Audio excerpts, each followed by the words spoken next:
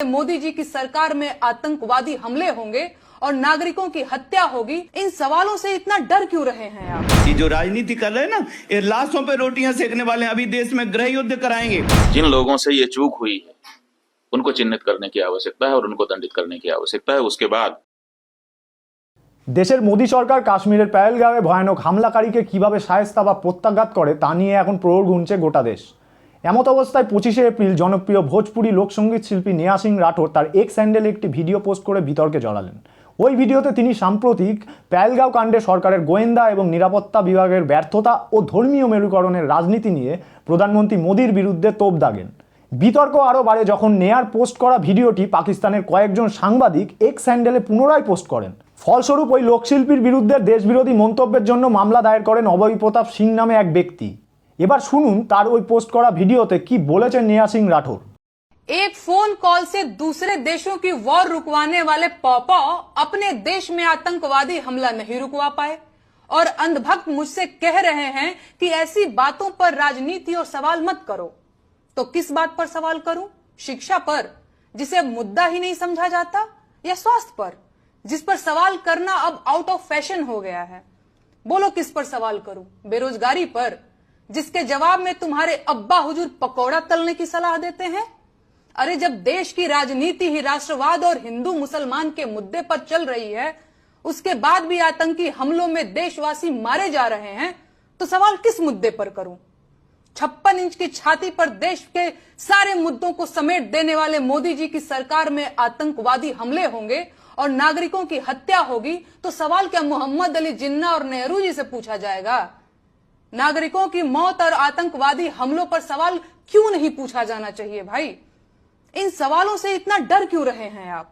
अपनी ही सरकार में हुए पुलवामा आतंकी हमले के शहीदों की मौत पर बेशर्मी से वोट मांगने वाला ये आदमी पहलगाम के पर्यटकों की मौत पर भी वोट मांगेगा और अंधभक्त इसे मास्टर स्ट्रोक बताकर वोट भी देंगे। लेकिन इनका कहना है कि सवाल नहीं पूछा जाना चाहिए। बस 2-4 दिनों की बात और है, भक्तों के पॉपअप पहलगाम आतंकी हमले पर रोते हुए बिहार चुनाव की नींव डालते दिखेंगे। শুধু নেহার মতো শিল্পী তথা সমাজকর্মী নন, কাশ্মীরের পেহেলগাঁওয়ের ঘটনার পর মোদী সরকারের ভূমিকা নিয়েও এবার একে একে মুখ খুলছেন ধর্মগুরুরাও। अरे देश के करोड़ों लोगों, हिंदुओं मुसलमानों, कोई हिंदू मुसलमान नहीं है। एक है समझदार इकाई, एक है ना समझ। जो ना समझ है वो समझदार बन जाओ। हिंदू मुसलमान का चक्कर ना रखो, सब अच्छे लोग बन जाओ मानवता के साथ। मानवता से बड़ा कोई धर्म नहीं है। सब अपने अपने माता पिता के प्रति कृतज्ञ बनो, समाज के प्रति कृतज्ञ बनो और जिनका तुम पर उपकार है उनके प्रति तुम अपने मानवीय कर्तव्यों का पालन करो। ये लाशों पे रोटियां सेकने वाले हैं सब। ये जो राजनीति कर रहे हैं ना, ये लाशों पे रोटियां सेकने वाले अभी देश में गृह युद्ध कराएंगे। यही पता नहीं, यही अंतरराष्ट्रीय स्तर पर इनकी मिली भगत है। यही अपनी देश की फौज मरवाते हैं, यही देश में चुनाव का वायुमंडल बनाते हैं। आपको पता नहीं है, जब ये बिना बुलाए पाकिस्तान में चाय पीने जा सकता है, बिरयानी खाने जा सकता है, यही करवा रहा है सब कुछ।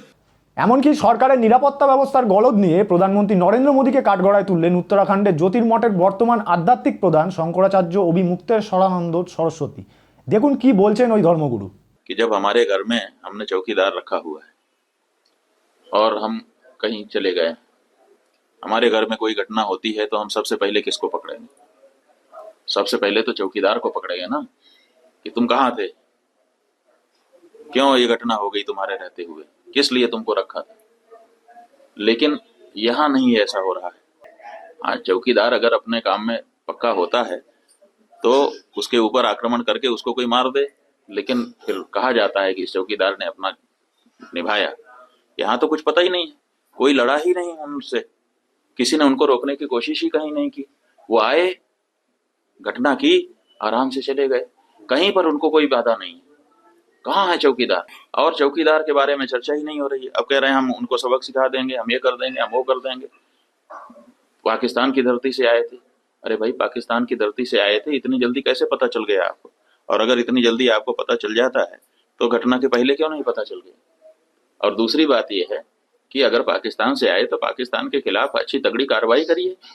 आप कह रहे हैं कि हम सिंधु नदी का जल रोक देंगे। आपके पास जल को रोकने या उसको डाइवर्ट करके अपने ही यहाँ अपने ही देश में रख लेने का कोई उपाय ही नहीं है। हमने विशेषज्ञों से पूछा कि अगर हम सिंधु नदी का जल पाकिस्तान में जाने से रोकना चाहते हैं तो हमारे पास क्या व्यवस्था है। उन्होंने कहा हमारे पास कोई व्यवस्था नहीं है। अगर हम आज से शुरू करें कि ऐसी व्यवस्था हम बना ले तो पैसा कितना लगेगा वो तो अभी पूछिए ही मत। अगर पैसा पर्याप्त दे दिया जाए, पैसे के कारण एक दिन भी काम ना रुके, तब भी 20 साल लगेगा, तब हम सिंधु नदी का जल रोक पाएंगे। तो ऐसी परिस्थिति में हम ये कह दे रहे हैं कि हम सिंधु नदी का जल रोक लेंगे। और टेलीविजन के एंकर हमने सुना, वो कह रहे थे बूंद बूंद के लिए तरसेगा पाकिस्तान, एक गिलास शुद्ध पानी नहीं मिल पाएगा, खेती नष्ट हो जाएगी, बिजली नष्ट हो जाएगी, ये हो जाएगा, वो हो जाएगा। गजब बता रहे थे, ऐसा लग रहा था कि जैसे प्यास तो लग ही गई पाकिस्तान को।